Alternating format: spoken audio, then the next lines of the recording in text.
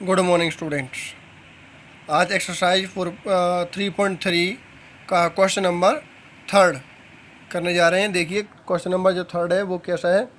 नीचे दी गई समस्याओं में रैखिक समीकरण युग्म बनाइए तथा उनके हल प्रतिस्थापन विधि द्वारा ज्ञात कीजिए। अभी हमने फर्स्ट और सेकंड क्वेश्चन किया इससे पहले, उसमें हमने प्रतिस्थापन विधि के बारे में आपको बताया था किस प्रकार से प्रतिस्थापन विधि से सवाल किया जाता है। तो इस क्वेश्चन को प्रतिस्थापन विधि से ही करना है। इसमें जितने भी पार्ट आएंगे थर्ड क्वेश्चन के अंदर सब प्रतिस्थापन से करना है। 3.3 जो एक्सरसाइज है इसमें प्रतिस्थापन विधि से ही सारे सवाल करने हैं। तो देखो पहला क्वेश्चन है इसका, दो संख्याओं का अंतर 26 है और इसमें से एक संख्या दूसरी संख्या की 3 गुनी है। अब इसमें से ये नहीं बताया कि कौन सी संख्या है, लेकिन उनमें से कोई एक संख्या या दूसरी संख्या की 3 गुनी है, तो उन्हें ज्ञात कीजिए। हल यहाँ से शुरू होता है। माना पहली संख्या x और दूसरी संख्या y, दूसरी संख्या y मान ली और पहली संख्या x मान ली। हमने यहाँ x और y क्यों मानी है? क्योंकि हमारे जो चैप्टर का नाम है दो चरों वाले रैखिक समीकरण युग्म, तो दो चर तो हमें मानने ही पड़ेंगे। तो इसलिए एक हमने चर माना है x और एक माना है हमने y। तो पहली संख्या हमने मान ली x और दूसरी संख्या y। तो प्रश्नानुसार कंडीशन लगाएंगे कि दो संख्याओं का अंतर 26 है। तो दो संख्याओं का अंतर हमने क्या कर दिया? 26। x माइनस वाई बराबर 26। इसको समीकरण 1 बना दिया कि अंतर के लिए क्या कर दिया? घटा।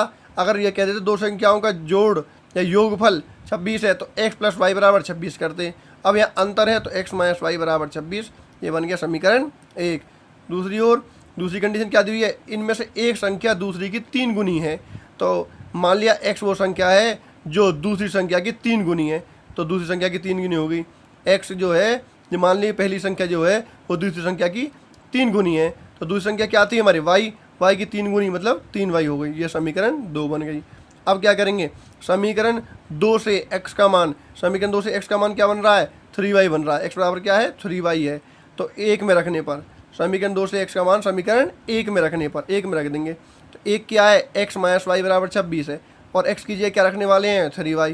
तो 3y माइनस वाई बराबर 26 ये रख दिया हमने। x की जगह 3y माइनस वाई बराबर 26। 3y में से एक y गया तो 2y बराबर 26 और y बराबर 26/2। काटने के बाद y की वैल्यू क्या आ गई? 13 आ गई। अब y का मान आ गया। अब जो y का मान आया है इसे किसी दूसरी समीकरण में रख दो। y बराबर 13 समीकरण 2 में रखने पर 2 में रख दो, 2 में रख दो, 1 में रख दो, कहीं पे भी रख दो, आंसर आ जाएगा आपका। तो समीकरण 2 में रखने पर 2 में रखेंगे। समीकरण 2 क्या है? x बराबर 3y है, x बराबर 3y है। तो x की वैल्यू क्या बन जाएगी? 3 गुना, और y की वैल्यू क्या बनाई है हमारे पास अभी? 13। तो 13 तिया 39, तो 3 गुनी हो गई इसकी, ये 3 गुनी हो गई, 13 तिया 39। आते हैं पहली संख्या हमने क्या मानी थी? पहली संख्या मानी थी हमने x और x की वैल्यू क्या है? 39। तो पहली संख्या हो गई 39। और दूसरी संख्या क्या मानी थी हमने? y। तो दूसरी संख्या y की वैल्यू क्या है हमारे पास? 13। तो दूसरी संख्या 13 हो गई। ठीक है भाई, क्वेश्चन खत्म। इतना सही क्वेश्चन है, आप समझ में आ गया होगा आपको। देखिए नेक्स्ट क्वेश्चन है भाई, क्वेश्चन नंबर 3 का बी पार्ट। दो संपूरक कोणों में बड़ा कोण छोटे कोण से 18 डिग्री अधिक है। बड़ा छोटे से 18 डिग्री अधिक है, तो दोनों कोण ज्ञात कीजिए। दो कंडीशन दी हुई है, दोनों कोण संपूरक कोण है। संपूरक कोण जानते हैं आप? दो संपूरक कोण कौन से होते हैं? जिनका कोणों का योग 180 डिग्री होता है, वो होते हैं संपूरक कोण। और एक होता है पूरक कोण। पूरक कोण कौन से होते हैं? जिनके कोणों का योग 90 डिग्री होता है, जिन दो कोणों का योग 90 डिग्री होता है। तो यहाँ पर हमें कोण निकालने हैं, वो कौन से हैं संपूरक कोण? तो माना पहला कोण जो है वो हमने मान लिया x और दूसरा कोण मान लिया y। यहाँ बड़ा और छोटा कोण यूज किया हुआ है, तो आप बड़ा और छोटा भी ले सकते हैं। माना बड़ा कोण x और छोटा कोण y, तो मैंने पहला और दूसरा कोण मान लिया है। माना पहला कोण मान लिया हमने x और दूसरा y।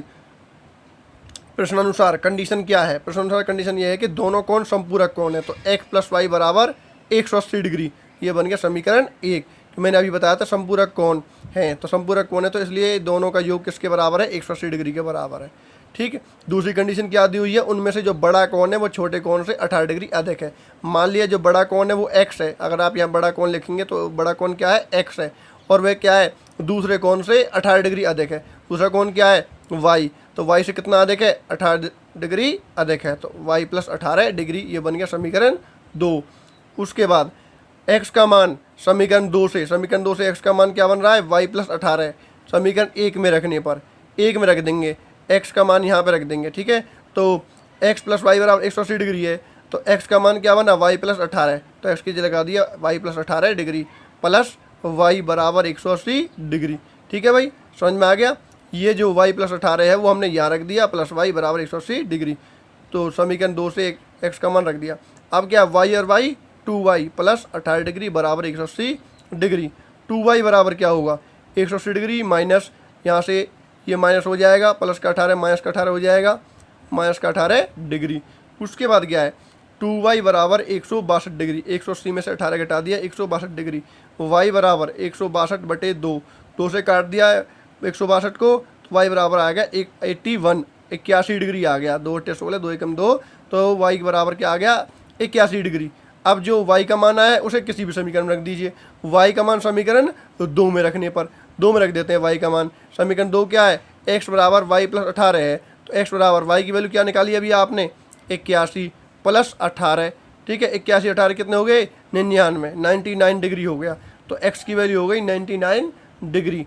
x की वैल्यू भी आ गई और y की भी आ गई, और x और y हमने माना था, बस सवाल ख़त्म हमारा। तो मान आता है पहला कोण जो है वो 99 डिग्री है। पहला कोण आपने अगर यहाँ बड़ा कोण लिखा है तो बड़ा कोण हो गया 99, और जो दूसरा कोण है वो बन गया हमारे 81 डिग्री। दूसरा कोण 81, दूसरा कोण क्या माना था आपने, y, और y की वैल्यू क्या है 81। ठीक है, अगर आप यहाँ बड़ा कोण और छोटा कोण यूज करेंगे तो यहाँ पे भी आपको बड़ा कोण और छोटा कोण लिखना होगा। ठीक है, समझ में आ गया होगा। और हम इन दोनों को ऐड करके देखेंगे तो 180 डिग्री के बराबर ही आएगा, क्योंकि ये संपूरक कोण है। ठीक है, अगला क्वेश्चन करेंगे अब। देखिए नेक्स्ट क्वेश्चन है थर्ड क्वेश्चन का सी पार्ट। एक क्रिकेट टीम में उसके कोच ने, क्रिकेट टीम के कोच ने 7 बल्ले और 6 गेंदें 3800 रुपये में खरीदी। 7 बल्ले और 6 गेंद 3800 रुपये में खरीदी। उसके बाद उसने 3 बल्ले और 5 गेंदें 1750 रुपये में खरीदी। प्रत्येक बल्ले और प्रत्येक गेंद का मूल्य ज्ञात कीजिए। ठीक है, तो माना एक बल्ले का, प्रत्येक से मतलब एक बल्ले और एक गेंद का मूल्य पूछा जा रहा है। तो माना एक बल्ले का प्रत्येक जो मूल्य है वो क्या है, x रुपये है। और ऐसे ही यहाँ प्रत्येक गेंद का मूल्य की बात कर रहा, तो मान लिया हमने एक गेंद का मूल्य जो है वो y रुपये है। ठीक है, एक बल्ले का मूल्य x रुपये और एक गेंद का मूल्य y रुपये। अब प्रश्नानुसार कंडीशन लगा देंगे। ठीक है, तो अगर एक बल्ले का कीमत हमारे पास x रुपये है तो कितने बल्ले खरीदे, 7, तो 7 बल्ले कितनी हो जाएगी, 7x। ठीक है, प्लस, ठीक है, फिर उसने कितनी गेंद खरीदी हैं, 6 गेंदें, और एक गेंद का मूल्य कितना है, y रुपये, तो 6 का कितना हो जाएगा, 6y। ठीक है, 7 बल्ले का कीमत प्लस 6 गेंद की कीमत बराबर कितने रुपए में पड़ी उसको, 3800 रुपये। ठीक है, 7x प्लस 6y बराबर 3800, ये बन गया समीकरण 1। उसी प्रकार दूसरी कंडीशन लगा देंगे।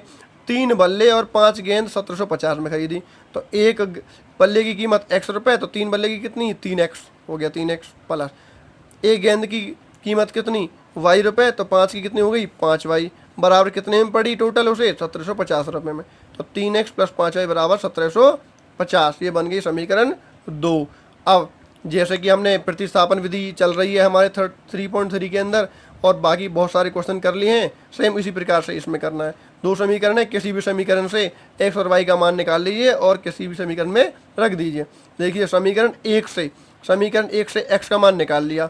x का मान क्या बनेगा समीकरण 1 से, तो 3800 घटा यहाँ से इधर ये जाएगा, 6y माइनस का हो जाएगा, यहाँ से क्या रहेगा, तो 7 आ गया इसके बटे में, तो x की वैल्यू क्या बन गई, 3800 घटा 6y बटे 7, ये x का मान बना। अब जो ये x का मान आया इसे समीकरण 2 में रखने पर यहाँ रख देंगे।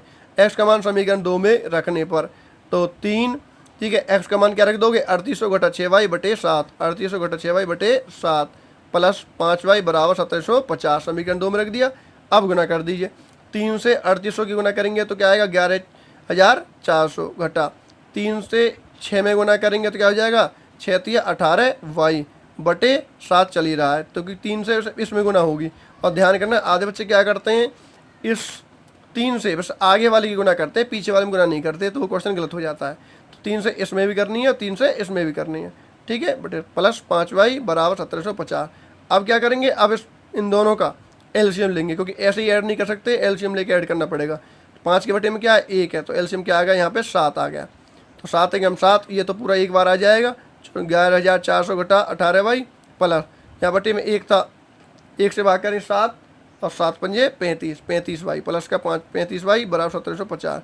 इसके बाद यहाँ से हल करेंगे, 11400 तो था ही यहाँ पे, 35y में से 18y गया तो क्या बचा 17y प्लस का 17y बराबर 1750 की गुना कर दी 7 से गुना हो गई, इसकी क्या होगी 12250 आ गया।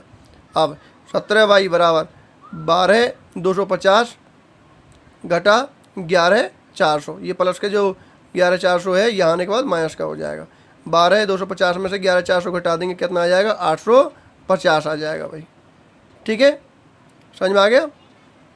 उसके बाद क्या करना है आपको, तो y की वैल्यू 850 बटे 70 से इसको काट देंगे, कितना आ जाएगा 50।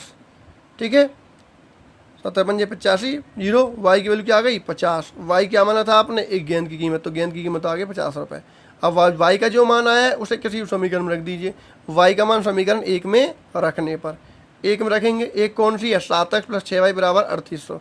7x + 6y, y की जगह क्या रख दिया 50 बराबर 3800। 7x + 50 से 6 की मल्टीप्लाई करेंगे, कितना हो जाएगा 300 बराबर 3800। 7x बराबर 3800, 300 उधर जाएगा तो क्या हो जाएगा माइनस का, माइनस 300। ठीक है, 7x बराबर 3800 में 300 क्या, कितना 3500 आ गया भाई। x बराबर 3500 बटे 7 से भाग कर दिया, कितना आया 500। 7 पंजे 35 डबल 0, तो यहाँ आ गया 500 रुपये। x का मान 500 आ गया। x क्या माना था आपने, एक बल्ले की कीमत मानी थी, बल्ले का मूल्य माना था। अतः एक बल्ले का मूल्य 500 रुपये और एक गेंद का मूल्य 50 रुपये। बस यही पूछा था कि प्रत्येक गेंद और प्रत्येक बल्ले का मूल्य निकालिए, वो हमने निकाल दिया है। ठीक है, क्वेश्चन आ गया समझ में। नेक्स्ट क्वेश्चन करेंगे इसी पर। देखिए नेक्स्ट क्वेश्चन है भाई, क्वेश्चन नंबर 3 का 4th पार्ट। एक नगर में टैक्सी के भाड़े में एक नियत भाड़े के अतिरिक्त चली गई दूरी पर भाड़ा भी सम्मिलित किया जाता है। ठीक है, भाड़ा समझ रहे हैं आप, रुपये से मतलब है यहाँ पर। एक नगर में जो टैक्सी का किराया है, जो भाड़ा है, वो एक नियत भाड़े के अतिरिक्त चली गई दूरी के लिए भी सम्मिलित किया जाता है भाड़ा उसमें। मतलब नियत भाड़ा का मतलब है फिक्स प्राइस है आप उसका, ये तो देना ही पड़ेगा। इसके बाद जितने भी किलोमीटर चलेंगे उसके लिए अलग से किराया देना पड़ेगा। ठीक है, तो नियत भाड़े के साथ साथ चली गई दूरी के लिए भाड़ा भी सम्मिलित किया जाता है। अब अगला है पार्ट इसका, 10 किलोमीटर दूरी के लिए भाड़ा 105 रुपये है और 15 किलोमीटर के लिए यह 155 रुपये है। ठीक है, 15 किलोमीटर के लिए 155 और 10 किलोमीटर के लिए 105। तो नियत भाड़ा तथा प्रति किलोमीटर भाड़ा क्या है, नियत भाड़ा तथा प्रति किलोमीटर भाड़ा क्या है। एक व्यक्ति को 25 किलोमीटर की यात्रा करने के लिए कितना भाड़ा देना होगा। सबसे पहले तो नियत भाड़ा और प्रति किलोमीटर भाड़ा हमें निकालना पड़ेगा, उसके बाद 25 किलोमीटर के लिए अलग से फिर बताना पड़ेगा। तो सबसे पहले जो चीज़ हमसे पूछी गई है वही हम मान लेंगे। माना नियत भाड़ा x रुपये, उसके बाद है प्रति किलोमीटर का भाड़ा क्या है, तो प्रति किलोमीटर के लिए भाड़ा y रुपये। नियत भाड़ा x रुपये, नियत से मतलब हो गया फिक्स जो आपको देना ही देना है, और प्रति किलोमीटर के लिए भाड़ा जो है वो y रुपये मान लिया। मतलब जितने भी किलोमीटर आप जाएंगे हर एक किलोमीटर के लिए, अगले किलोमीटर के लिए y रुपये आपको देना पड़ेगा। तो प्रश्नानुसार कंडीशन लगाएंगे हम। ठीक है, 10 किलोमीटर के लिए कितना देना पड़ रहा है उसको 105 रुपये, तो 10 किलोमीटर के लिए 105 रुपये देने पड़ रहा है। तो x जो है नियत भाड़ा वो तो फिक्स है, वो तो देना ही देना है जब गाड़ी चलेगी, प्लस ठीक है प्लस 10y बराबर 105। 10y कैसे आया भाई, 1 किलोमीटर के लिए प्रति किलोमीटर के लिए कितना है y, और कितने किलोमीटर पर चल रहे हैं हम 10, तो 10 किलोमीटर के लिए कितना हो गया 10y बराबर 105 रुपये, समीकरण 1। उसी प्रकार 15 किलोमीटर के लिए कितना है 155 है, तो x प्लस 15y बराबर 155, ये बन गए समीकरण 2। x कैसे दोबारा से वही आएगा, नियत भाड़ा तो उसको देना ही पड़ेगा, प्लस 15 किलोमीटर के लिए क्या कितना बन जाएगा 15y, क्योंकि 1 किलोमीटर के लिए कितना y है, 15 किलोमीटर के लिए 15y बराबर देने पड़ रहे हैं उसको 155 रुपये। ठीक है, समीकरण 1 और 2 बन गई, और प्रतिस्थापन विधि से फिर दोबारा से इसको सरल कर रहे हैं। ये विधि जो है प्रतिस्थापन विधि चल रही है। तो समीकरण 1 से x का मान निकालेंगे, x का मान क्या हो जाएगा 105 घटा 10y, ये x का मान बन गया। अब x के मान को यहाँ रख देंगे और समीकरण 2 में, x का मान समीकरण 2 में रखने पर 2 में रखेंगे तो यहाँ पे क्या हो जाएगा 105 minus 10y plus 15, 105 minus 10y plus 15y बराबर 155 के 105, 15y में से 10y गया तो कितना बचा प्लस का 5y बराबर 155, 5y बराबर 155 और 105 जो है यहाँ से आने के बाद एक घटा का हो जाएगा। 5y बराबर कितना हो जाएगा 50। 155 में से 150 घटाएंगे तो क्या आ जाएगा 50। तो y बराबर 50/5, 5 इसके बटे में आ गया तो 5 से काट दिया इसको 10 बार, तो y की वैल्यू क्या आ गई 10। तो y की वैल्यू 10 आ गई। इसका मतलब क्या है, प्रति किलोमीटर के लिए भाड़ा बन गया हमारे पास 10 रुपये। अब आगे क्या है, y बराबर 10 जो आपने अभी अभी निकाला है, y बराबर 10 समीकरण 1 में रखने पर, 1 में रख दीजिए। एक कौन सा है, यहाँ पर, यहाँ रख देंगे y बराबर 10।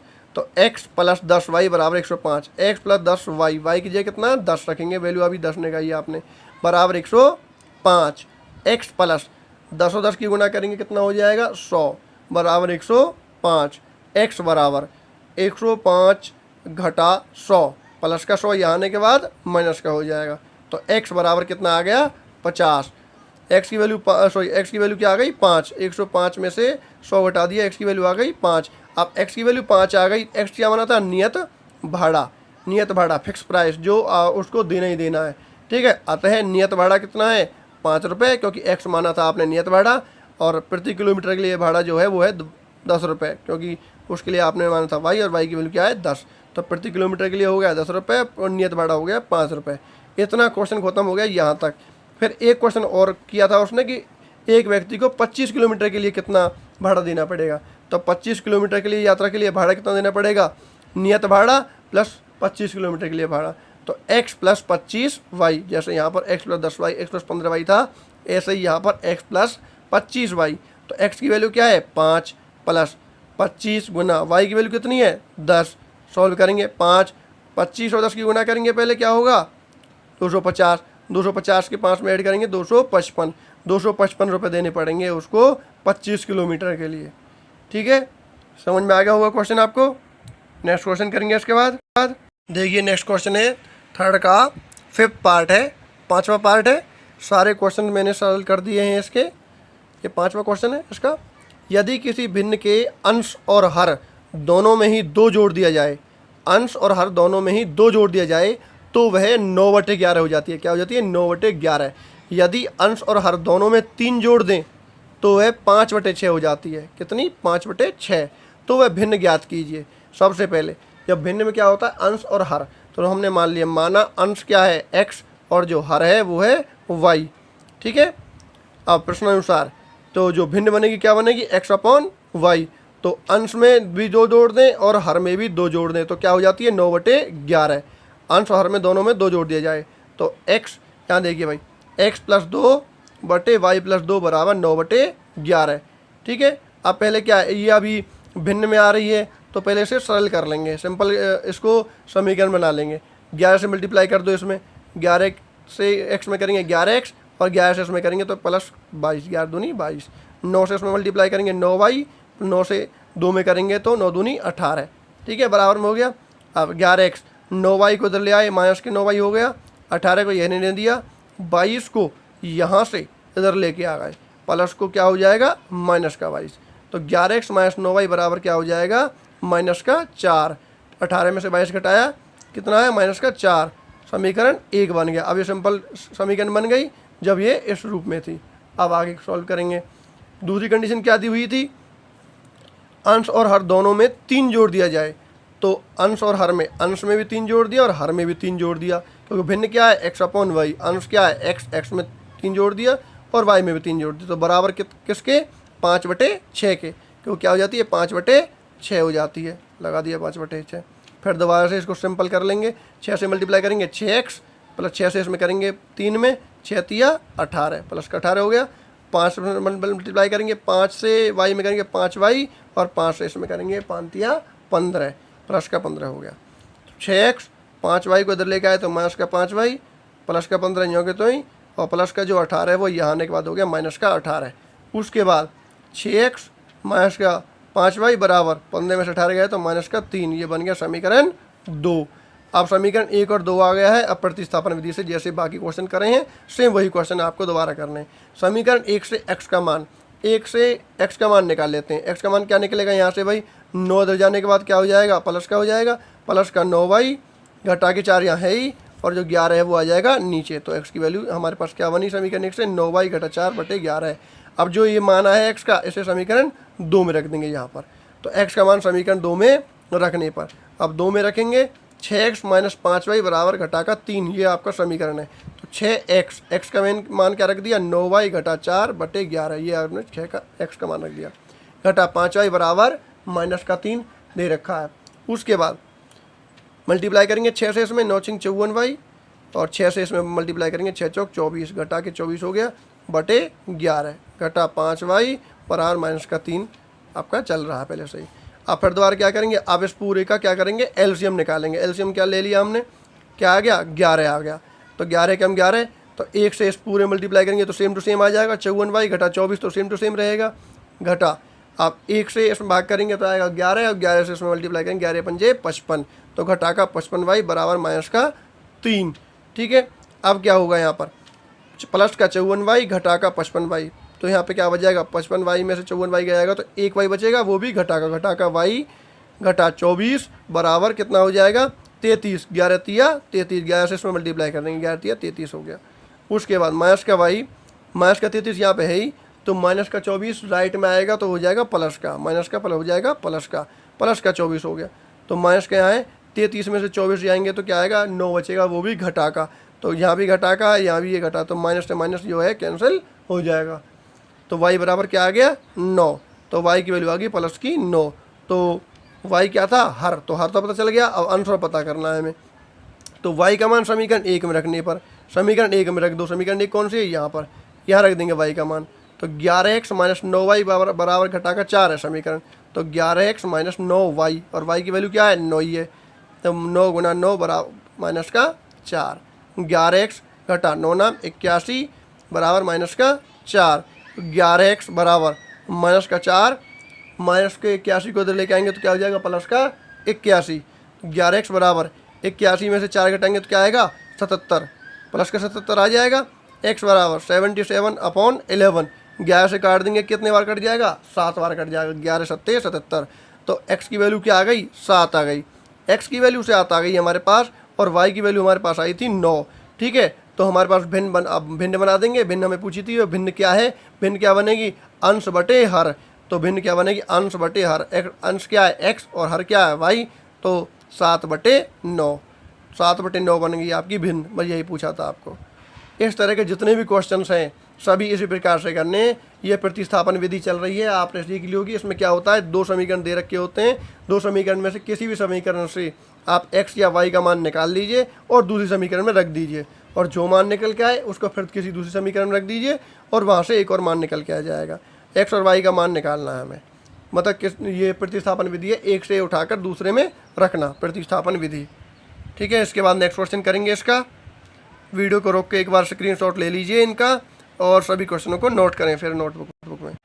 देखिए स्टूडेंट्स, लास्ट क्वेश्चन है इसका 3.3 एक्सरसाइज का, थर्ड का लास्ट क्वेश्चन, और एक्सरसाइज का भी लास्ट ही क्वेश्चन है। यहाँ पर एक्सरसाइज खत्म होती है आपकी, थर्ड क्वेश्चन लास्ट देखिए भाई इसका, थर्ड का छठा पार्ट है। 5 वर्ष के बाद जैकब की आयु उसके पुत्र की आयु से 3 गुनी हो जाएगी। 5 वर्ष के बाद जैकब की आयु उसके पुत्र की आयु से 3 गुनी हो जाएगी। इसके बाद 5 वर्ष पूर्व जैकब की आयु उसके पुत्र की आयु की 7 गुनी थी। 5 वर्ष पहले 7 गुनी थी और 5 वर्ष बाद हो जाएगी 3 गुनी। उनकी वर्तमान आयु क्या है, ज्ञात कीजिए। तो देखिए, माना जैकब की वर्तमान आयु मान ली हमने x वर्ष, क्योंकि आयु को हम वर्ष में मापते हैं, और उसके पुत्र की वर्तमान आयु, जैकब के पुत्र की वर्तमान आयु y वर्ष मान ली। ठीक है, जैकब का है यहाँ पर पिता है, और ठीक है, और उसके पुत्र की हमने मान ली है y, जैकब की मान ली x। तो जैकब की वर्तमान आयु x वर्ष और जैकब के पुत्र की वर्तमान आयु y वर्ष। अब प्रश्नानुसार कंडीशन लगाएंगे, x + 5 बराबर, ठीक है, y + 5। कैसे, देखो 5 वर्ष बाद, 5 वर्ष के बाद जैकब की आयु कितनी होगी, अब x वर्ष है तो 5 वर्ष बाद कितनी हो जाएगी x + 5, और 5 वर्ष बाद उसके पुत्र की कितनी हो जाएगी, अब y है तो 5 वर्ष बाद कितनी हो जाएगी y + 5। कर दिया दोनों में। उसके बाद क्या करना है, तो कंडीशन लगाएंगे। कंडीशन क्या है, 5 वर्ष बाद जैकब की आयु उसके पुत्र की आयु की कितनी हो रही है, 3 गुनी हो रही है। तो पुत्र की आयु कितनी है 5 वर्ष बाद, y + 5, तो इसमें 3 से गुना कर दिया। ठीक है, x + 5 बराबर 3 गुना y + 5। आप सॉल्व करेंगे x + 5 बराबर 3 से मल्टीप्लाई करेंगे 3y और 3 से इसमें करेंगे 3 पंजे 15 प्लस का 15 x घटा 3y को इधर लेके आएंगे माइनस का 3y हो गया बराबर 15 प्लस का यहाँ है ही इस 5 को इधर लेके आएंगे तो हो जाएगा माइनस का 5 x - 3y बराबर क्या हो जाएगा 10 x - 3y बराबर हो गया 10 15 में से 5 गए तो 10 समीकरण 1 बन गई। दूसरी कंडीशन लगाएंगे ये 5 वर्ष बाद वाली थी अब दूसरी कंडीशन 5 वर्ष पहले वाली तो 5 वर्ष पहले जैकब की आयु कितनी हो जाएगी अब x है तो अब 5 वर्ष पहले कितनी होगी 5 वर्ष में से घटा देंगे तो x - 5 हो जाएगी तो x - 5 बराबर और 5 वर्ष पहले उसके पुत्र की आयु कितनी हो जाएगी y - 5 अब y है तो 5 वर्ष पहले कितनी थी y - 5 5 घटा देंगे। उसके बाद अब कंडीशन क्या है 5 वर्ष पहले क्या कितनी आयु कितनी गुनी हो रही है उसकी 7 गुनी पुत्र की आयु से 7 गुनी हो रही है जैकब की तो पुत्र की आयु कौन सी है ये वाली इसमें 7 से गुना कर देंगे x - 5 बराबर 7 गुना y - 5 तो x - 5 बराबर 7 से मल्टीप्लाई करेंगे 7y 7 पंजे 35 घटा का 35 हो गया x - 7y जो है यहाँ से आने के बाद क्या हो गया था माइनस का 7y बराबर माइनस का 35 यहाँ पे है ही और माइनस का 5 यहाँ आने के बाद हो जाएगा प्लस का 5 x - 7y बराबर 35 में से 5 घटाएंगे ठीक है माइनस का 35 प्लस का 5 तो प्लस माइनस माइनस तो माइनस का 30 आ गया समीकरण 2 बन गई। तो समीकरण 1 से मान निकाल लेंगे समीकरण 1 से x का मान क्या होगा 10 + 3y माइनस का 3y राइट में आने के बाद प्लस का हो जाएगा x बराबर 10 + 3y ये x का मान निकल गया समीकरण 1 से। अब जो मान निकला है x का उसे यहाँ रख देंगे समीकरण 2 में x का मान समीकरण 2 में रखने पर 2 में रखेंगे समीकरण 2 क्या है x - 7y बराबर घटा का 30 है तो x का मान क्या रखना है यहाँ पे 10 + 3y रखना है 10 + 3y घटा के 7y पीछे है ही बराबर माइनस का 30 उसके बाद 10 माइनस प्लस का 3y घटा का 7y प्लस माइनस माइनस तो घटा के 4y आ गया बराबर माइनस का 30 माइनस के 4y बराबर माइनस का 30 यहाँ पे है ही प्लस का जो 10 है यहाँ आने के बाद हो जाएगा माइनस का 10 माइनस के 4y माइनस माइनस क्या होता है प्लस तो माइनस का 30 और माइनस का 10 हो जाएगा माइनस का 40 माइनस से माइनस कट तो y बराबर हो गया 40/4 तो 4 से काटने के बाद के y की वैल्यू क्या आ गई 10 तो y बराबर क्या आ गया 10। अब जो y बराबर 10 आया y का मान समीकरण 1 में रखने पर y का मान आ गया अब x का मान निकालना है तो y का मान समीकरण 1 में रख देंगे समीकरण 1 कौन सी है ये वाली x - 3y बराबर 10 तो x - 3y y का मान क्या रखोगे 10 बराबर 10 x - 3 से गुणा करेंगे 10 में क्या हो जाएगा माइनस का 30 बराबर 10 x बराबर 10 तो यहाँ पे था ही और जो माइनस का 30 है इसको राइट में लेके आएंगे हो जाएगा प्लस का तो 10 + 30 हो गया तो x बराबर क्या आया 40 x की वैल्यू हो गई 40 x भी आ गया y भी आ गया तो हमें x और y का मान ही निकालना था। अतः जैकब की वर्तमान आयु क्या बनी 40 वर्ष क्योंकि x क्या माना था आपने जैकब की वर्तमान आयु ठीक है तो x आपने 40 माना था आपने x माना था जैकब की आयु तो वो आ गई आपकी 40 जैकब की वर्तमान आयु 40 वर्ष और उसके पुत्र की वर्तमान आयु क्या बन जाएगी 10 वर्ष क्योंकि आपने y को माना है उसकी वर्तमान आयु और y का मान है 10 तो जैकब के पुत्र की वर्तमान आयु 10 वर्ष। भाई आधे बच्चे क्या करते हैं x और y का मान निकाल कर ही छोड़ देते हैं ये लाइन नहीं लिखते ये लाइन भी लिखनी बहुत ज़रूरी होती है ठीक है। यही आपसे पूछा है उसने कि वर्तमान आयु बताइए तो जैकब की वर्तमान आयु 40 वर्ष और उसके पुत्र की वर्तमान आयु 10 वर्ष ठीक है। क्वेश्चन आ गया होगा समझ में आपको ये इस एक्सरसाइज का लास्ट क्वेश्चन था एक्सरसाइज ख़त्म हो गई है। सही बच्चे फिर नोटबुक बनाएं कंप्लीट करें उसे और ये 3.3 एक्सरसाइज ख़त्म हो गई है और अब नेक्स्ट वीडियो में हम 3.4 एक्सरसाइज शुरू करेंगे। थैंक्स।